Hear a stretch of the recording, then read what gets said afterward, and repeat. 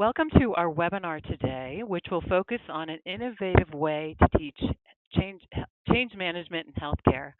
My name is Suzanne Walker, and I'm from Jones and Bartlett Learning, and I will be facilitating today's presentation. It is my pleasure to introduce our two presenters today. First, we have Jones and Bartlett Learning author Nancy Borkowski and her colleague at the University of Alabama, Ashleigh Allgood. With the assistance of their other colleagues at the University of Alabama, they have developed, used, and refined the simulation that they're going to show you today. After they demonstrate the simulation, they'll describe how it's been integrated into different learning environments and share their insights on student outcomes and feedback. And with that, I would like to turn the presentation over to Nancy Borkowski. Thank you. Looking forward to today's presentation, and I'm so happy that so many of you were able to join us today.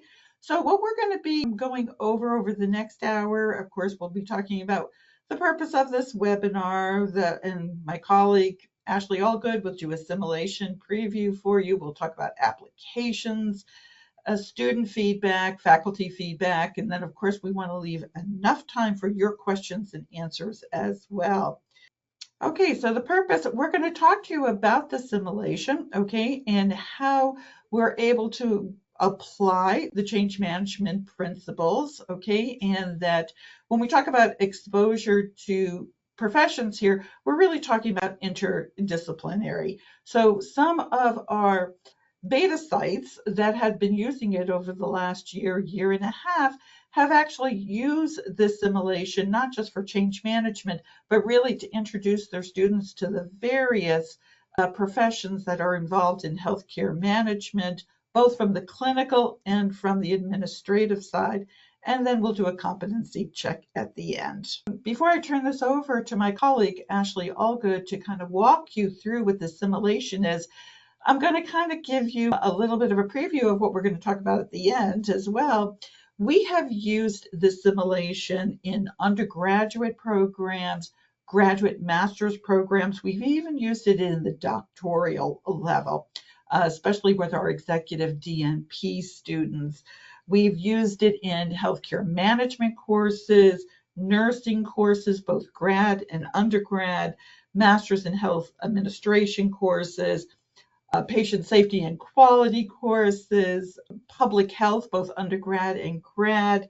We've done it in, if you want to do it in one class session over like 2 or 3 hours, if you want to do it over a whole semester, whether you're teaching an online course, a hybrid course. So kind of keep this all in mind, because I know many of us are very diversified in how we deliver our course contents and the topics of those courses, whether it be leadership, project management, organizational behavior, or just management.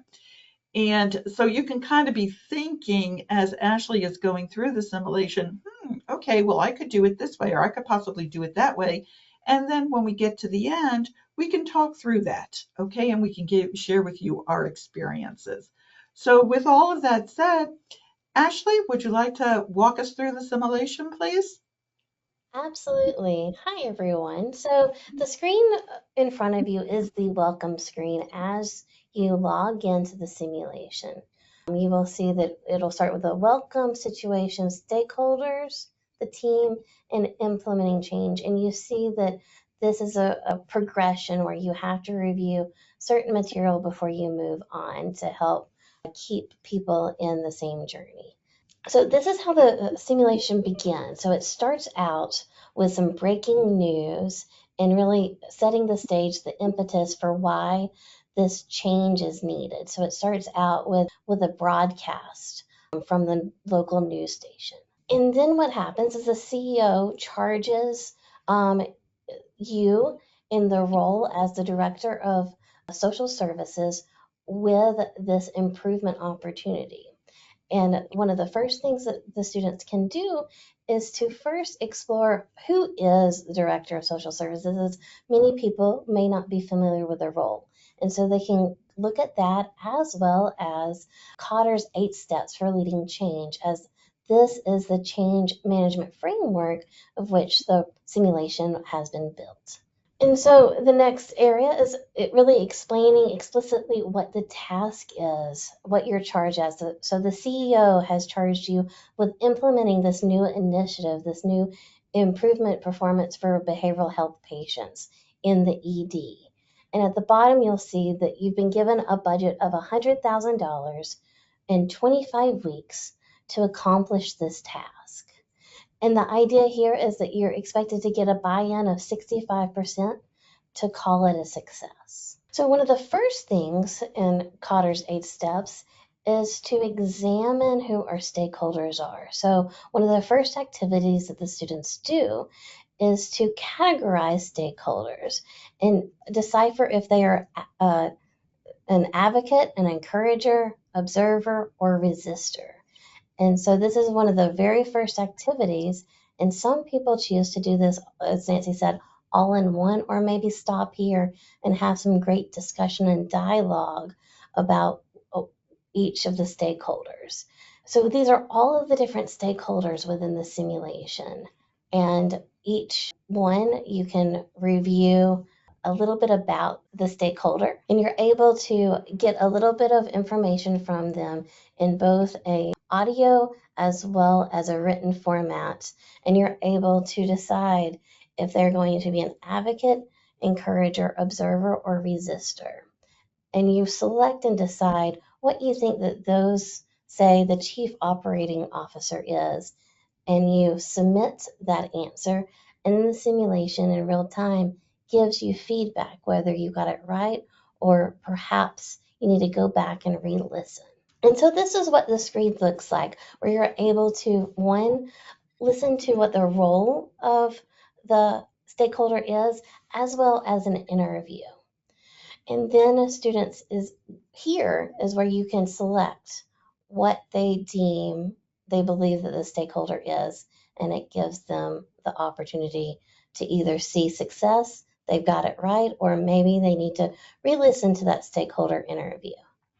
After looking at the stakeholders and assessing the stakeholders, the next section focuses in on who should be on the change management team. And so the idea here is that you are one of the core team leaders, and now is your opportunity to select 4 additional people that will be regular members of the team. In this section, we also introduce the idea of ad hoc team members, those members who are going to temporarily join in and provide specialized expertise. So here's the main screen when we get to this idea of the change management team members, and you're able to look at all of these various roles, learn the role itself, as well as potentially maybe why they would be good team members. And then you're checking the box to determine if you think that they would be great team members.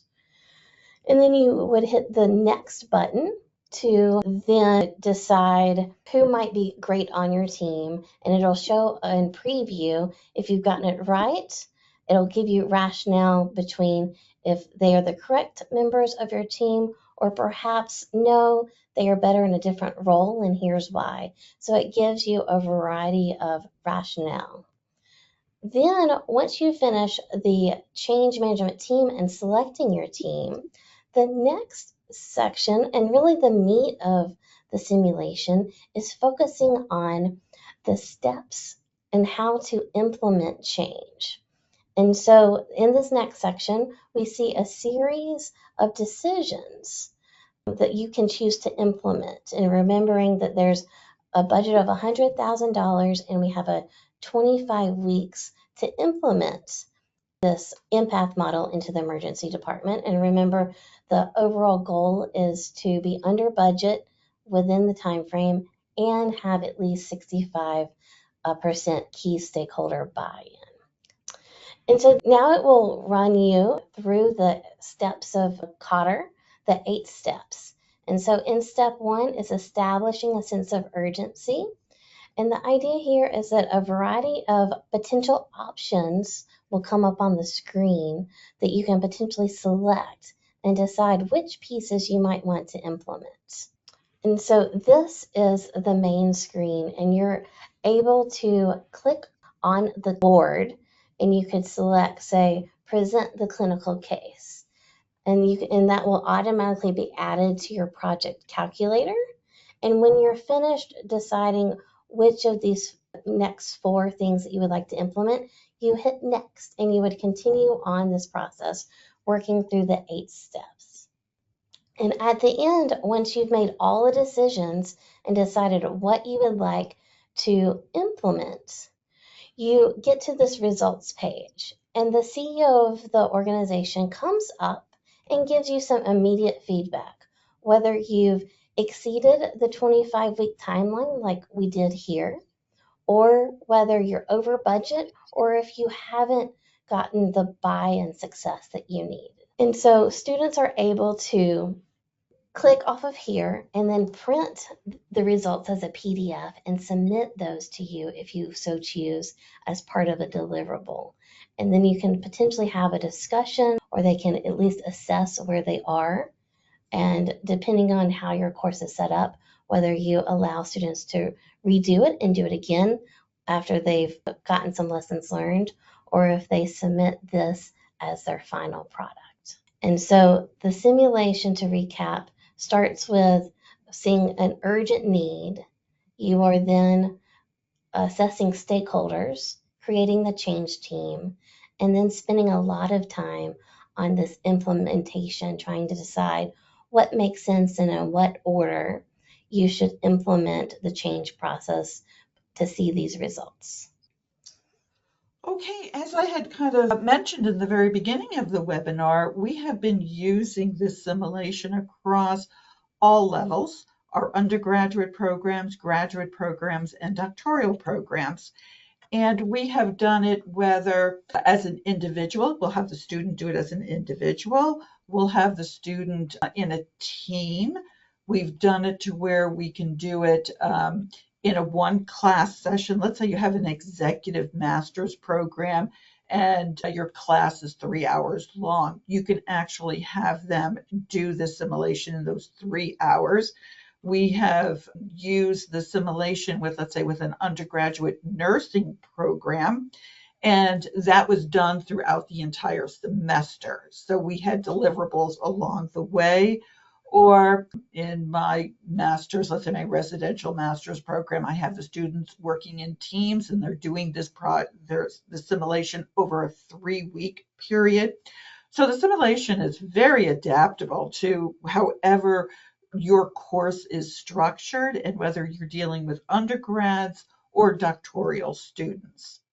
We've done it in person where the students are all working together in their teams. They're in the classroom. We've done it blended in regard to they have some of their team discussions while they're in the classroom. And then outside the classroom, the team continues those conversations about, who are the stakeholders, who's going to be in our change management team, what decisions are we going to make. And one of the things that you need to understand is with the decisions, there are, I believe there's 40 different decisions that are available to the students. So it's not just, well, let me select this one and click it on. It really requires a lot of thought process. What do these decisions mean? When should I make this? Should I make this decision before this other one? Again, understanding what Kotter's 8 steps of change are. If I make this decision, am I going to lose buy-in because that's going against exactly what the CEO told me or what the Board of Trustees has said? And I need that Board of Trustees on my side to make sure that my project goes forward. We've also done the simulation with totally online courses, and we have reached the same level of satisfaction with the students, and we're going to share just a few quotes with them, and also with the faculty who have used this product. So you can see this is what the students are saying, and they really like the simulation because we've tried to create it as true into a real life situation without actually doing a change initiative within your organization. You're under this time limit, you're under this budget. Of course, we all live by our budgets, and you have to get that minimum of 65% buy-in. So you can see some of the quotes that the students say is that it offered them a challenge, okay, to really put into action what they're discussing in class.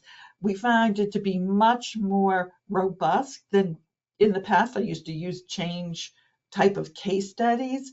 But this way, they really feel that they're part of it. They're part of this team. They're leading a change management team, and they're getting immediate feedback in regard to, are their decisions the correct ones to use? Are they maybe getting a little anxious? Are they skipping a step along the way? We also wanted to get our faculty feedback who have been using it. And we've been using it over the last, as I mentioned last year, over a few universities across the United States. And the feedback from the faculty are that they're getting very positive feedback and comments from the students. They're really enjoying this learning opportunity, and they really feel like they're able to internalize what it means to be a change agent and the challenges and opportunities.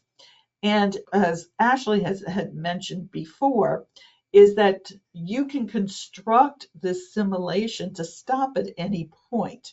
So for myself and for some of the other faculty who have been using the program, we'll stop at the stakeholders, and we'll want the students in their, let's say, their teams to kind of come up with, okay, so what category are you putting these stakeholders in? Why did you put them in that category? Let's discuss in regard to what their role is. How important are they going to be? Because again, if they misjudge that and make some wrong decisions, they're going to see some negative buy-in happening at the end. We also stop them at the change team, and we want to discuss, okay, were you familiar with these roles? Did you even know that these roles existed? What do they do within the organization? Are there similar roles that are happening? Especially with the undergraduate students, they really appreciate this conversation around all of these positions that they may have encountered, but in many cases they have not. And if you're, let's say, at a smaller university where you can't have your students come together, that might be in social work, they may be in pre-med, they could be in health management, but they could also be in nursing. A lot of times we want to put those groups together so they can really get an understanding of what it means to work in an interdisciplinary team and understand how others view the same problem that's being presented to them. So this simulation actually can facilitate that conversation in the classroom, especially at the undergraduate level. The faculty liked it because it was so easy to navigate. Very few buttons that you have to push along the way. So it's not like they're click, click, click, oh, click, how do I do this? It is very simple to utilize the simulation. And, that was very key because I always have difficulty with technology, as we recently found out, like right before the seminar, and that they do like to have this diverse, innovative type of tools in their class. Long gone are the times we sit there and we could lecture, to the students. That's not what they want. They want hands-on type of learning experiences, and the simulation does allow that to occur. And because they have to really develop their critical thinking skills. How is this decision going to impact the buy-in of a shareholder that I was introduced to at the beginning of the simulation? Can I increase my buy-in because I know this is something that they really wanted and they were extremely important to me to get my initiative through to the end. So we help you with the students develop those critical thinking skills that we're always looking for. And also too, it allows, because change management is in many, many of our competencies that we have in our program. And so therefore, this is something that you can use to show that, yes, the students have developed a certain level of competency as far as change management is concerned. So all in all, it works out in many different ways for us, and again, it's satisfying for the students. There are other things that we also add on to this simulation, okay? And if you want to talk about team and teamwork, we also have them do, let's say, a self-reflection paper that they have to talk about the five stage. That's if you were having them do it in a team, of course. They have to think about the five stages of team and team development. And as they were working through the simulation, were they observing these movements of the stages, developing and forming and everything else that we know about the various stages of teams? Did, could they actually see it going on within their own teams and the conversations that were being had? We also have them do self-reflection papers in regard to what was their contribution to this change. What was their role as a team member? How did they advance, okay, or how did they help advance the learning of their team members? Again, it's demonstrating their leadership style and what they were able to accomplish. So it is so flexible. You can do so much with it, which we have, and we're still experimenting with it because somebody will say, "Oh, well, wait a minute, I used it in my project management class, and this is how I did it." And so we're gathering all of that information, and of course, we want to share it with all. And so it's an exciting way of teaching, and for the students to learn. And I would also say this has been very helpful in some of my teaching where I've got students that are about to do a capstone project and go implementing a change within an organization. So being able to step back and work through the change management process has been extremely helpful to see that their projects go further because they're able to identify some of the key issues that they've had in the past as well as in the simulation so that they can adjust their strategy when they actually go to implement in their home organizations. Ashleigh, thank you so much for bringing that up because, again, to share with all, this was a problem that we saw, with these capstones, especially I would say in the quality and safety program. They had a great project, and man, they were going to go gangbusters into the lab and make these changes, and then they wondered why after 3 months that it just didn't stick, these changes. And so we had to rethink about it. Oh my gosh, you know what? They learned about change, but they learned about it 3 semesters ago and they kind of forgot about it, by the time they got to doing their capstone course. So, Ashleigh, thank you so much for bringing that up. So I know we're getting some questions in the chat about what this product is, how you can get it. So this simulation we've brought into our Navigate Scenario series. So this is a Navigate Scenario for healthcare change management. It can be used standalone for $49.95, or it can be bundled with any Jones and Bartlett learning text for the cost of the text or the cost of the ebook or whatever resource you're using, plus $15. So if you're using a competing text, you probably have to buy the standalone version. If you're using a Jones and Bartlett text, you get a break. It is also accompanied by a secured instructors only package. And I know this is another question that just came through as well, asking what instructor resources come with it. There are 3 resources, and maybe Nancy, you can speak to it, or Ashleigh. It includes a simulation decision answer sheet, the simulation pre-briefing guide, and a debriefing simulation guide. So those are some resources that support you as the instructor in using this with students. And then obviously, if you'd like to receive a review copy, the best way to do so is to contact your Jones and Bartlett Learning account manager or visit this URL on the screen right here that will bring you to the product page for the simulation on our website, and you can click instructor review copy and get it that way. So with that, I think I'm going to move on to the questions. And to begin with, we talked about the faculty resources. Do you want to expand on anything I said on the faculty resources, either of you? I do believe they also have access to the Cotter's 8 steps. There's a printable version of that, along with, I think, maybe the case study as well for those students that would prefer that. Ashleigh, am I correct on that statement? I believe so. And yeah, the pre-briefing and debriefing guide really are just great structures. Depending, you can also tweak them based on the competencies and the specific things that you want to hone in on, whether it's interdisciplinary team or the change management process. But it can really help give you a guide of just how to have that conversation and how to get the students started. Okay, there's another question here from Barbara Arnold Dusen. How many right answers to the simulation? Oh, mathematically, a lot.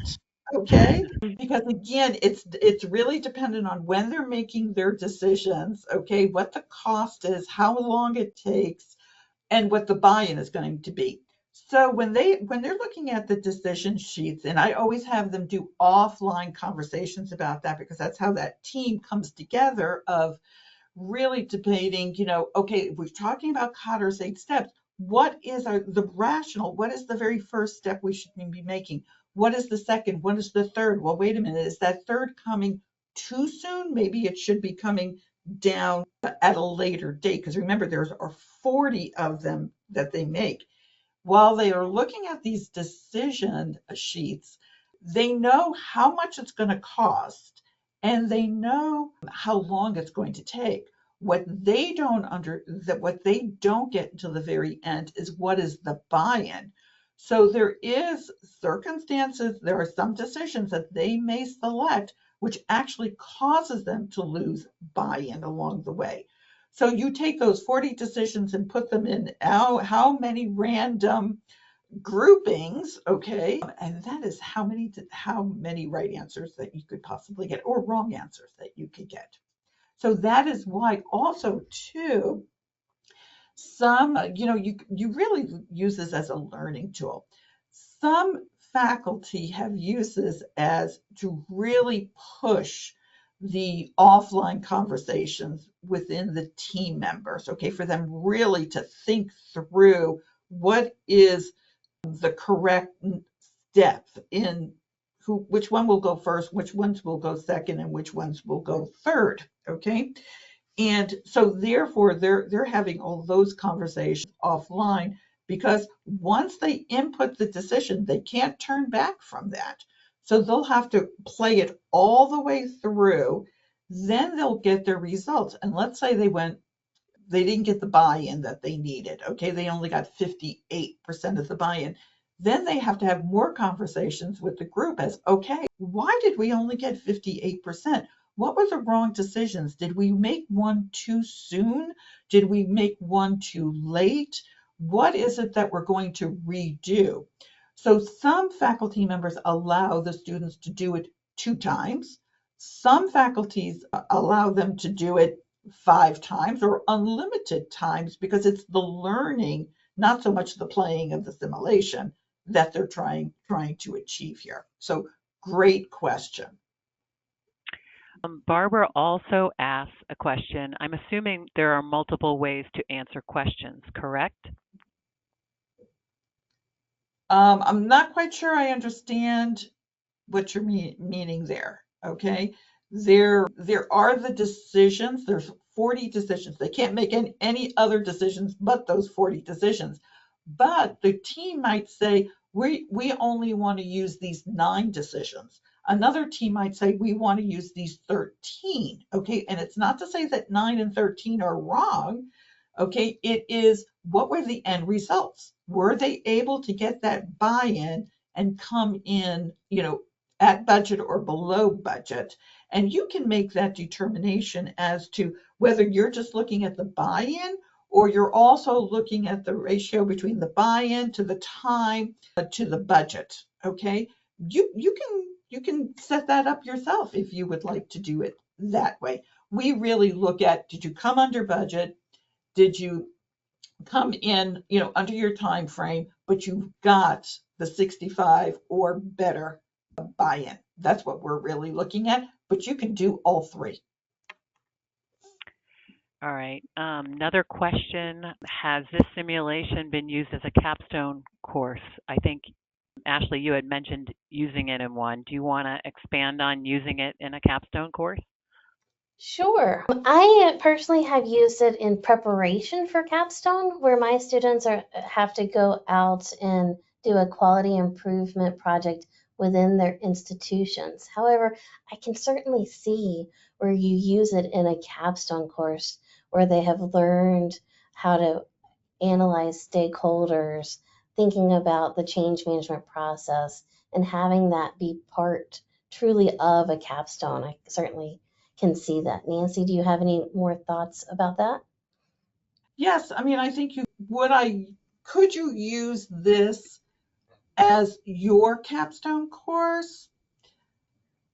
I think you would have to also supplement information. Our undergraduate nursing courses have used it as part of their capstone, but they're also doing other components to it as well.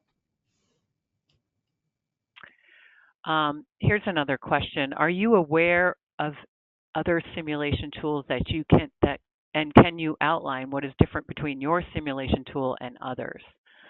I don't know if you're aware of any other tools for teaching simulations for teaching change management. Are you aware Oh, of anything else out there? yeah, yeah. I do believe there are some simulations out there that do change, but they're not healthcare focused.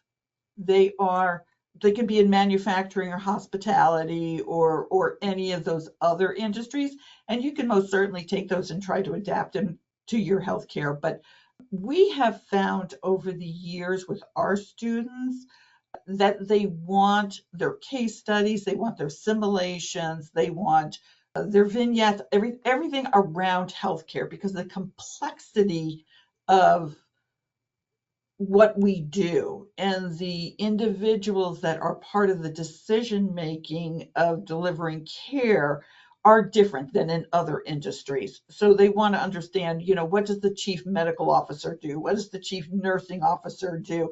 What's the compliance officer, the psychiatrist?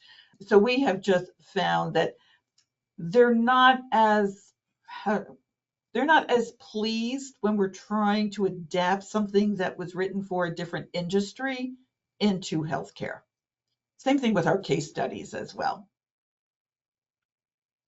Okay, here's another question. I'm not sure that you'll be able to answer this. Has this simulation been used in a population health course that Oh, you know of? not that I know of, okay, but it could be. I don't know. That's a good question. Well, hopefully maybe one of the other participants in the webinar have used it in a population course and they can share that experience with us.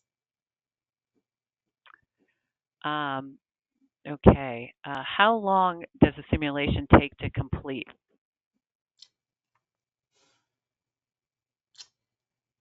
It can be completed, I'm going to say, maybe in about an hour and a half. Okay. But again, a lot of it is going to be what are you going to be requiring of the students? Okay. Are you going to require them to submit to you their categories of their stakeholders? Are you going to require them to give you their change management team? I also require the students to submit to me their plan of action, okay, of their decisions before they do the simulation. So it really depends. If you're not going to require that and you really just want to see what the end result is from the students or the team, they could do it in an hour and a half. Mm-hmm. Great. Let me see. Oh, here's a question for me. Are there any health information management simulations?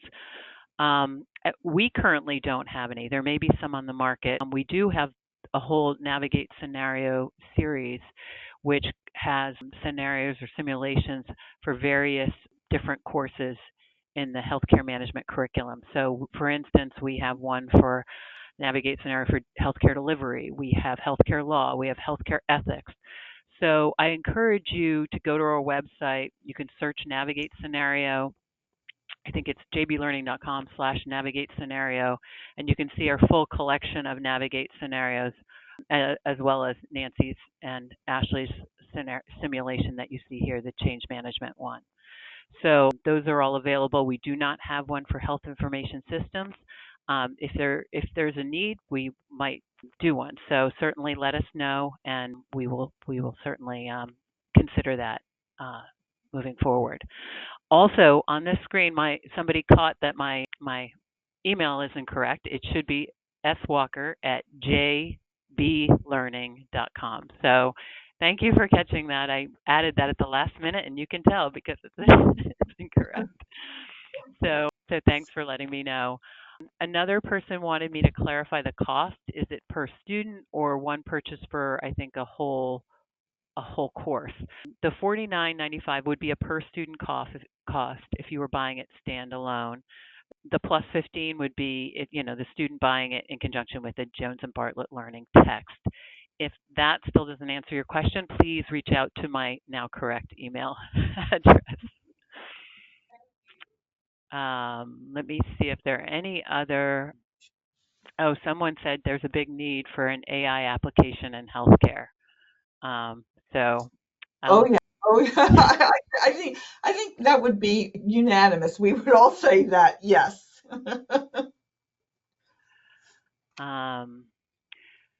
Oh, okay. So somebody asked a question about going back to your change management simulation.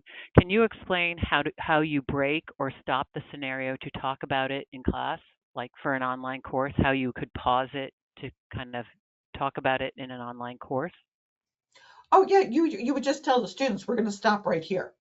Okay. So whether they're in their teams or they're looking at it from an individual, or if you have it up on the screen, let's say you have accessed it as the faculty member and you're there at that screen that you want to stop, you just stop. It doesn't, and then you can just continue on when you're ready by hitting the next button.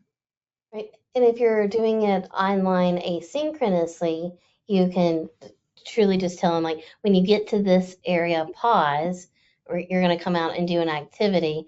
And when they go back in, they don't lose their spot. So they can pick up where they left off. We have another question here. Currently, I use the healthcare delivery scenario. Would there be an additional cost for adding the change management scenario? Sophie, do you want to take that question? Can you come online and just kind of, I know they can be bundled. I'm just not sure exactly how that works out cost-wise.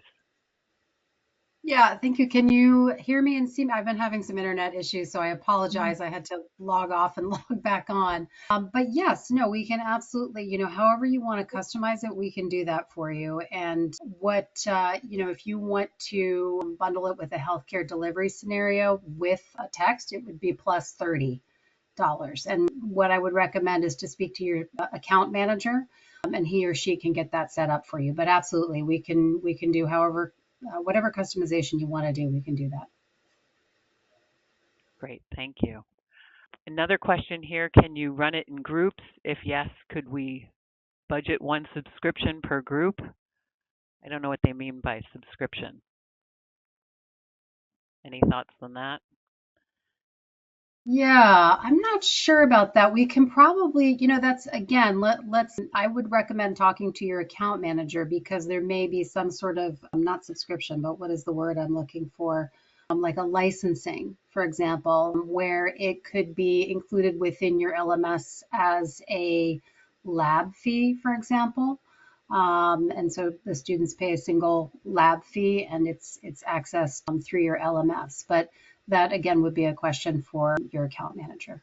Suzanne, I'll just add, for those who want to connect with their account manager, you can certainly, email us, and Suzanne's email is up on screen, but you can also go to the footer on our website, any page on our website, and there's a contact us button, and there's a drop down that allows you to choose the, health administration discipline area, and that'll connect you up with your account manager. But please feel free to reach out to either of us. Yes, please. I have a question because I think this is always in a faculty's mind when they're thinking about maybe adopting, something new in their class. They always want to know, well, can I get an access code so I can run through the simulation and make sure that it's going to meet my needs and that I can understand how I'm going to incorporate it into my course. Is that available for faculty members?